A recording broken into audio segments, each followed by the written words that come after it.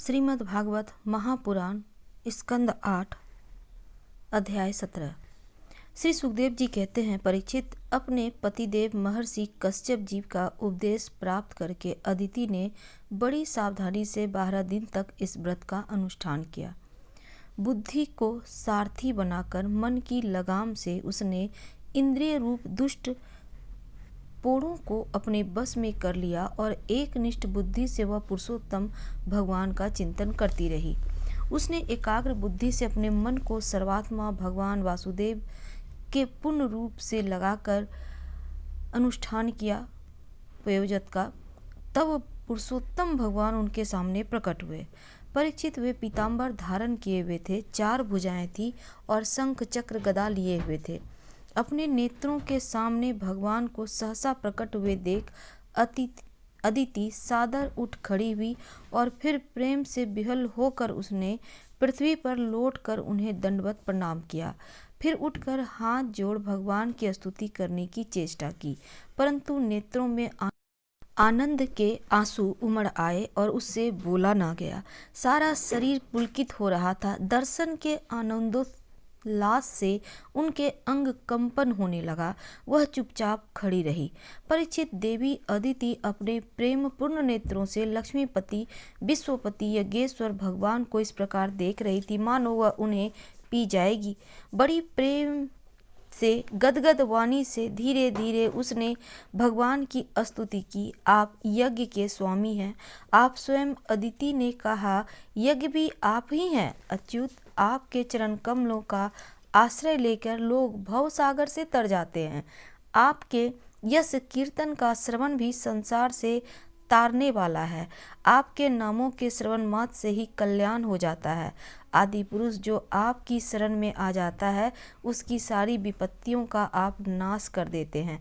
भगवान, आप दीनों के स्वामी हैं। आप हमारा कल्याण कीजिए। आप विश्व को उत्पत्ति स्थिति और प्रलय के कारण हैं। आप विश्वरूप भी आप ही हैं। अनंत होने पर भी स्वच्छंदता से आप अनेक शक्ति और गुणों को स्वीकार कर लेते हैं। आप सदा अपने स्वरूप में ही स्थित रहते हैं। नित्य निरंतर बढ़ते हुए पूर्ण बोध के द्वारा आप हृदय के अंधकार को नष्ट करते रहते हैं। भगवान, मैं आपको नमस्कार करती हूँ। प्रभु अनंत, जब आप प्रसन्न हो जाते हैं तब मनुष्यों को ब्रह्मा जी की दीर्घ आयु, उनके ही समान दिव्य शरीर, प्रत्येक अभिष्ट वस्तु, अतुलित धन, स्वर्ग, पृथ्वी, पाताल, योग की समस्त सिद्धियां, अर्थ, धर्म, काम रूप त्रिवर्ग और केवल ज्ञान तक प्राप्त हो जाता है। फिर शत्रुओं पर विजय प्राप्त करना आदि जो छोटी छोटी कामनाएं हैं उनके संबंध में तो कहना ही क्या है। श्री सुखदेव जी कहते हैं, परीक्षित, जब अदिति ने इस प्रकार कमल नयन भगवान की स्तुति की तब समस्त प्राणियों के हृदय में रहकर उनकी गतिविधि जानने वाले भगवान ने यह बात कही। श्री भगवान ने कहा, देवताओं की जननी अदिति, तुम्हारी चीरकालीन अभिलाषा को मैं जानता हूँ। शत्रुओं ने तुम्हारे पुत्रों की संपत्ति छीन ली है, उन्हें उनके लोक स्वर्ग से खदेड़ दिया है। तुम चाहती हो कि युद्ध में तुम्हारे पुत्र उन मतवाले और बलि असुरों को जीतकर विजय लक्ष्मी प्राप्त करे, तब तुम उनके साथ भगवान की उपासना करो। तुम्हारी इच्छा यह भी है कि तुम्हारे इंद्रादि पुत्र जब शत्रुओं को मार डाले तब तुम उनकी रोती हुई दुखी स्त्रियों को अपनी आंखों से देख सको। अदिति, तुम चाहती हो कि तुम्हारा पुत्र धन शक्ति से समृद्ध हो जाए, उनकी कीर्ति ऐश्वर्य उन्हें फिर से प्राप्त हो जाए तथा वे स्वर्ग पर अधिकार जमाकर पूर्ववत विहार करें। परंतु देवी, वे असुर सेनापति इस समय जीते नहीं जा सकते, ऐसा मेरा निश्चय है, क्योंकि ईश्वर और ब्राह्मण इस समय उनके अनुकूल हैं। इस समय उनके साथ यदि लड़ाई छड़ी जाएगी तो उससे सुख मिलने की आशा नहीं है। फिर भी देवी, तुम्हारे इस व्रत के अनुष्ठान से मैं बहुत प्रसन्न हूँ, इसलिए मुझे इस संबंध में कोई न कोई उपाय सोचना ही पड़ेगा, क्योंकि मेरी आराधना व्यर्थ नहीं होनी चाहिए और श्रद्धा के अनुसार फल अवश्य मिलता है। तुमने अपने पुत्रों की रक्षा के लिए विधि पूर्वक प्रयोजन से मेरी पूजा एवं स्तुति की है, अतः मैं अंश रूप से कश्यप के वीर्य में प्रवेश करूंगा और तुम्हारा पुत्र बनकर तुम्हारी संतान की रक्षा करूंगा। कल्याणी, तुम अपने पति कश्यप में मुझे इसी रूप में स्थित देखो और उन निष्पाय प्रजापति प्रजापति की सेवा करो। देवी, देखो किसी के पूछने पर भी यह बात दूसरे को मत बतलाना। देवताओं का रहस्य जितना गुप्त रहता है उतना ही सफल होता है। श्री सुखदेव जी कहते हैं, इतना कहकर भगवान वहीं अंतर्ध्यान हो गए। उस समय अदिति यह जानकर कि स्वयं भगवान मेरे गर्भ से जन्म लेंगे, अपनी कृत्यता का अनुभव करने लगी। भला यह कितनी दुर्बल बात है। वह बड़े प्रेम से अपने पतिदेव कश्यप की सेवा करने लगी और कश्यप जी सत्यवादी थे। उनके नेत्रों से कोई बात छिपी नहीं रहती थी। अपने समाधि योग से उन्होंने जान लिया कि भगवान का अंश मेरे अंदर प्रविष्ट हो गया है। जैसे वायु काठ में अग्नि का आधान करती है, वैसे ही कश्यप जी ने समाहित चित्त से अपनी तपस्या के द्वारा चिर सक्षित मेरे का अदिति में आघान किया। जब ब्रह्मा जी को यह बात मालूम हुई कि अदिति के घर में तो स्वयं अविनाशी भगवान आए हैं, तब वे भगवान के रहस्यमय नामों से उनकी स्तुति करने लगे। ब्रह्मा जी ने कहा, समग्र कीर्ति के आश्रय भगवान आपकी जय हो। अनंत शक्तियों के अधिष्ठान आपके चरणों में नमस्कार है। ब्रह्मदेव त्रिगुणों के नियामक आपके चरणों में मेरा बार बार प्रणाम है। पुष्टि के पुत्र रूप उत्पन्न होने वाले, वेदों के समस्त ज्ञान को अपने अंदर रखने वाले प्रभु, वास्तव में आप ही सबके विधाता हैं। आपको मैं बार बार नमस्कार करता हूँ। ये तीनों लोक आपकी नाभि में स्थित है। तीनों लोकों से परे वैकुंठ में आप निवास करते हैं। जीवों के अंतःकरण में आप सर्वदा विराजमान रहते हैं। ऐसे सर्वव्यापक विष्णु को मैं नमस्कार करता हूँ। प्रभु, आप ही संसार के आदि, अनंत और इसलिए मध्य भी हैं। यही कारण है कि वेद अनंत शक्ति पुरुष के रूप में आपका वर्णन करती है। जैसे गहरा स्रोत अपने भीतर पड़े हुए तिनके को वहां ले जाता है, वैसे ही आप काल रूप से संसार का धारा प्रवाह संचालन करते रहते हैं। आप चराचर प्रजा और प्रजापतियों को भी उत्पन्न करने वाले मूल कारण है। देवाधिदेव जैसे जल में डूबते हुए के लिए नौका ही सहारा है, वैसे ही स्वर्ग से भगाए हुए देवताओं के लिए एकमात्र आप ही आश्रय हैं। श्री सुखदेव जी कहते हैं, परीक्षित, इस प्रकार ब्रह्मा जी भगवान की भक्ति और लीला की स्तुति की। तब जन्म मृत्यु रहित भगवान अदिति के सामने प्रकट हुए। भगवान के 4 भुजाएं थी, उनमें वे शंख, गदा, कमल और चक्र धारण किए हुए थे। कमल के समान कोमल और बड़े बड़े नेत्र थे। पीताम्बर शोभायमान हो रहा था। विशुद्ध श्याम वर्ण का शरीर था। मकराकृति कुंडली कांति से मुख कमल की शोभा और भी उल्लासित हो रही थी। वक्षस्थल पर श्रीवत्स का चिन्ह, हाथों में कंगन और भुजाओं में बाजूबंद, सिर पर किरीट, कमर में करधनी की लड़ियां और चरणों में नुपुर सुंदर जगमगा रहे थे। भगवान गले में अपनी स्वरूपभूत वनमाला धारण किए हुए थे, जिनके चारों ओर झुंड के झुंड भर गुंजार कर रहे थे। उनके कंठ में कौस्तुभ मणि सुशोभित थी। भगवान की अंग कांति से प्रजापति कश्यप जी के घर का अंधकार नष्ट हो गया। उस समय दिशाएं निर्मल हो गई थी। नदी और सरोवर का जल स्वच्छ हो गया। प्रजा के हृदय में आनंद की बाढ़ आ गई। सब ऋतुएं एक साथ अपना अपना गुण प्रकट करने लगी और स्वर्ग लोग, अंतरिक्ष, पृथ्वी, देवता, गौ, द्विज और पर्वत, इन सब के हृदय में हर्ष का संचार हो गया। तो श्रीमद् भागवत महापुराण स्कंद 8 अध्याय 17 समाप्त हुआ। अब हम अध्याय 18 शुरू कर रहे हैं। तो परीक्षित, जिस समय भगवान ने जन्म ग्रहण किया उस समय चंद्रमा श्रवण नक्षत्र में थे और भाद्रपद मास के शुक्ल पक्ष की श्रवण नक्षत्र वाली द्वादशी थी। अभिजीत मुहूर्त में भगवान का जन्म हुआ।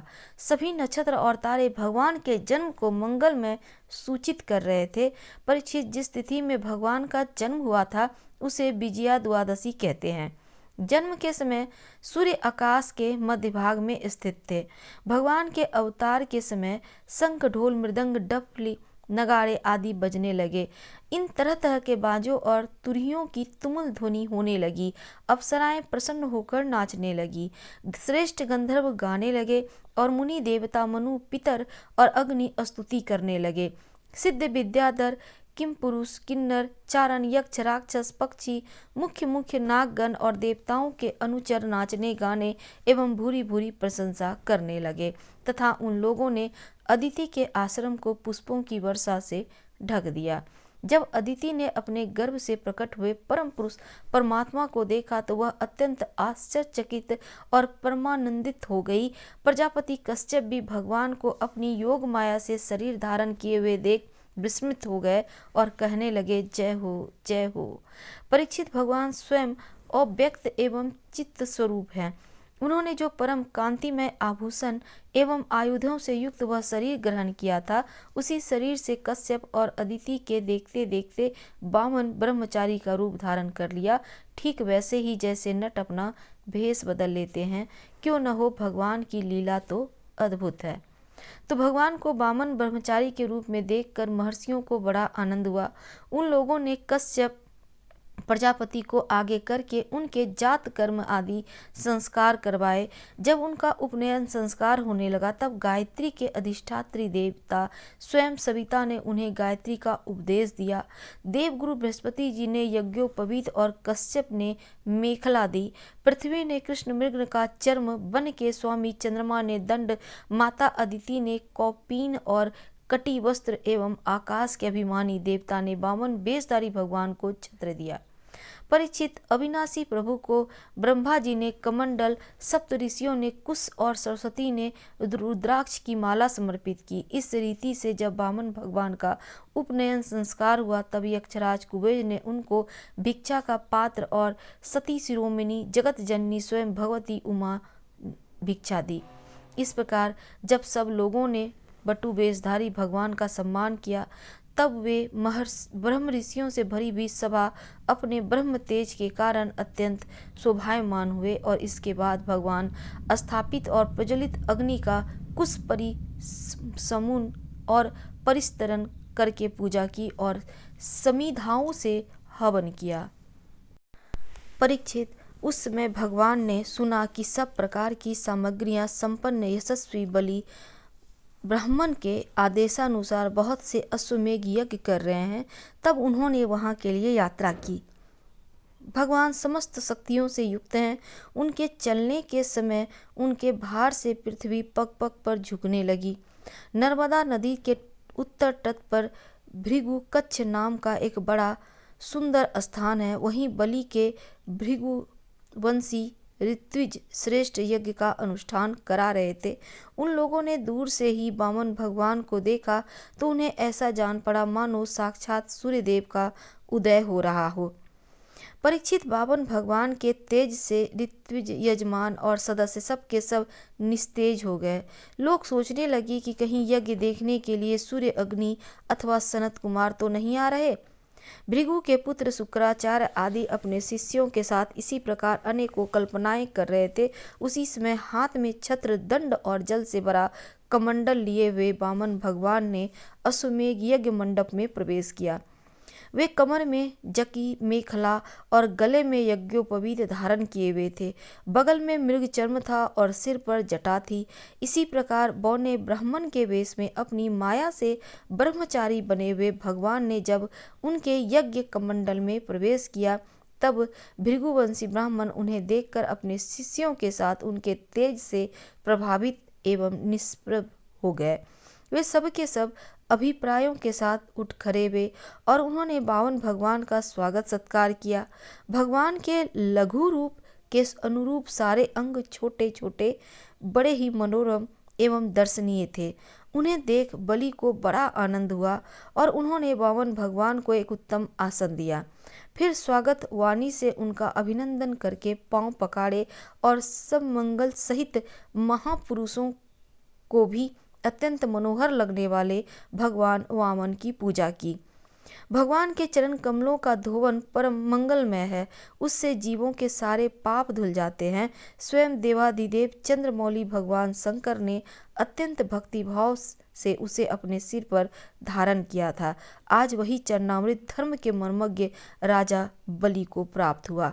उन्होंने बड़े प्रेम से उसे अपने मस्तक पर रखा। बलि ने कहा, ब्राह्मण कुमार, आप भले पधारे। आपको मैं नमस्कार करता हूँ। आज्ञा कीजिए, मैं आपकी क्या सेवा करूँ? आर्य, ऐसा जान पड़ता है कि बड़े बड़े ब्रह्मरथियों की तपस्या ही स्वयं मूर्तिमान होकर मेरे सामने आई है। आज आप मेरे घर पधारे, इससे मेरे पितर तृप्त हो गए। आज मेरा वंश पवित्र हो गया, आज मेरा यह यज्ञ सफल हो गया। ब्राह्मण कुमार, आपने आपके पांव पखारने से मेरे सारे पाप धुल गए और विधि पूर्वक यज्ञ करने से, अग्नि में आहुति डालने से जो फल मिलता है वह अनायास ही मिल गया। आपके इन नन्हे नन्हे चरणों और इनके धोवन से पृथ्वी पवित्र हो गई। ब्राह्मण कुमार, ऐसा जान पड़ता है आप कुछ चाहते हैं। परम पूज्य ब्रह्मचारी जी, आप जो चाहते हो, गाय, सोना, साम प्रियों से सुसज्जित घर, पवित्र अन्न, पीने की वस्तु, विवाह के लिए ब्राह्मण की कन्या, संपत्तियों से भरे हुए गांव, घोड़े, हाथी, रथ, वह सब आप मुझसे मांग लीजिए। अवश्य ही यह सब मुझसे आप मांग लीजिए। श्रीमद् भागवत महापुराण स्कंद 8 अध्याय 18 समाप्त हुआ। अगले अध्याय में हम आपसे कल मिलेंगे। पसंद आ रहा हो तो लाइक कर सब्सक्राइब करें, शेयर करें, कमेंट करें। धन्यवाद।